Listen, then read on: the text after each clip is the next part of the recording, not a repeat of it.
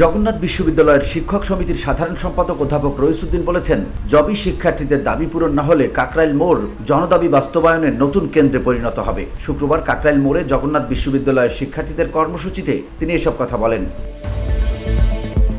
তিনি বলেন, এদেশের প্রত্যেকটা নাগরিক তাদের অধিকার প্রত্যাশা করে। 3 দিন ধরে আমার শিক্ষার্থীরা খোলা আকাশের নিচে বসে দাবি আদায়ের জন্য আন্দোলন করছে, কিন্তু এখনো সরকারের পক্ষ থেকে কোনো সমাধান আসেনি। অথচ চাইলেই প্রথম দিনই এর সমাধান করা যেত। বসুন্ধরা, উত্তরা, বনশ্রী, কুড়িল ও বাড্ডা সহ রাজধানীর বিভিন্ন স্থানে অভিজাত ও অত্যাধুনিক মানের ফ্ল্যাট কেনার এক নির্ভরযোগ্য প্রতিষ্ঠান প্লেজেন্ট প্রপার্টিজ লিমিটেড। তাই আপনার স্বপ্নের আবাসনের জন্য আজই যোগাযোগ করুন।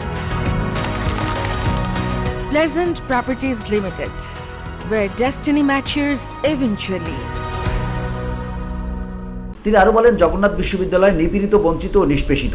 আমরা এমন এক স্থানে উপনীত হয়েছি যেখান থেকে ফিরে যাওয়ার কোনো উপায় নেই। আমাদের দাবি পূরণ না হলে এই কাকরাইল মোড় আরেকটি জনদাবি বাস্তবায়নের কেন্দ্রে পরিণত হবে। আমাদের রক্তের উপর প্রতিষ্ঠিত সরকার যদি হুমকি ধামকি দেয়, আমরা সেটাকে রুখে দেব।